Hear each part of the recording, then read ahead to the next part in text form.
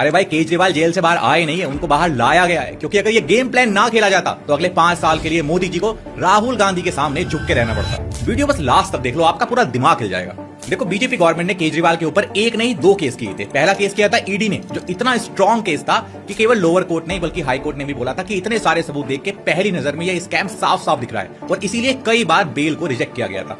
दूसरा केस किया था सीबीआई ने, जो बिना सबूतों के इतना वीक केस बनाया गया था कि कोर्ट ने पहली नजर में ही बोल दिया कि इस केस को चलाने की परमिशन तक नहीं मिलेगी। बट ऐसा क्यों किया गया, पूरा गेम समझाया है, ध्यान से समझना। देखो केजरीवाल को अरेस्ट किया गया मार्च 2024 में जनरल इलेक्शन से जस्ट 1 महीने पहले। उसका नतीजा क्या हुआ?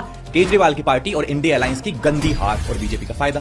बट बड़ी चालाकी से केजरीवाल को सितंबर 2024 में बेल भी मिल गई। कब? हरियाणा इलेक्शन से सिर्फ 1 महीने पहले। और उसका फायदा क्या हुआ? केजरीवाल ने कांग्रेस के वोट काटे और बीजेपी वहां जीत गई। अगर आप डेटा भी चेक करोगे तो आपको मालूम चल जाएगा कि बीजेपी सिर्फ 0.8% वोट से जीती है, जिसमें 1.79% वोट सिर्फ केजरीवाल जी की पार्टी ने काटे हैं। बट इसके बाद क्योंकि करप्शन के चार्जेस अभी भी थे, इसलिए केजरीवाल दिल्ली हार जाते हैं, और यहीं से कांग्रेस को मास्टर प्लान समझ में आता है कि पंजाब में भी करप्शन का मुद्दा बनाया जाए और केजरीवाल की पार्टी को हराया जाए। बट यहां पे बीजेपी अपनी असली चाल चलती है, और जो एक वीक केस जो सीबीआई ने किया था, जो ठंडे बस्ते में रखा था, उसको आगे पुश किया जाता है और कोर्ट से केजरीवाल जी को डिस्चार्ज मिल जाता है। अब कमाल की बात तो यह है कि ईडी का केस जो था मनी लॉन्ड्रिंग का, वो इतना स्ट्रॉन्ग केस था कि डिस्चार्ज तो दूर की बात है, उसमें बेल भी नहीं मिल रही थी। लेकिन जैसे ही सीबीआई के केस से इनको डिस्चार्ज मिला, ये ईडी वाला केस भी खुद ब खुद खत्म हो जाएगा, क्योंकि 2022 में सुप्रीम कोर्ट ने एक ऐसा ही ऑर्डर पास किया था कि अकेला पीएमएलए का केस चल ही नहीं सकता। अब इसका फायदा यह होगा कि एक ईमानदार छवि लेके केजरीवाल पंजाब के इलेक्शन में उतरेंगे और कांग्रेस को फिर से हराया जाएगा। बट बड़ा सवाल यह उठता है कि इन सबसे बीजेपी का फायदा क्या हो रहा है?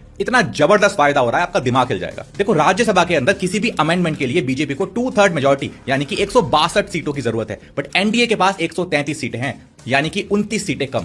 बट इसके बाद भी कुछ खास प्रॉब्लम एनडीए को नहीं हुई, क्योंकि 30 सीटें ऐसी हैं जो अभी भी एनडीए की तो नहीं है लेकिन इंडिया अलायंस की भी नहीं है। इसमें से 10 सीटें हैं केजरीवाल की। अब देखो इस घोटाले के अंदर केजरीवाल को सीधा अगर जेल डाल दिया जाता और ये गेम ना खेला जाता तो क्या होता? हरियाणा और पंजाब कांग्रेस जीत जाती। इन दोनों स्टेट के अंदर कुल मिला के 13 राज्यसभा की सीटें हैं। 13 में से 10 सीटें भी अगर कांग्रेस ले जाती तो पूरा समीकरण ऐसा हो जाता कि राज्यसभा के अंदर कांग्रेस की और इंडिया अलायंस की ऐसी जबरदस्त वीटो पावर बन जाती कि मोदी जी को कोई भी अमेंडमेंट पास कराने के लिए राहुल गांधी के सामने झुकना ही पड़ता। अब एक सवाल आपके दिमाग में उठ सकता है कि क्या जुडिशरी भी इस गेम प्लान का हिस्सा थी? वेल, इसका जवाब पिन कमेंट में लिख दिया है, पढ़ लेना। जय हिंद।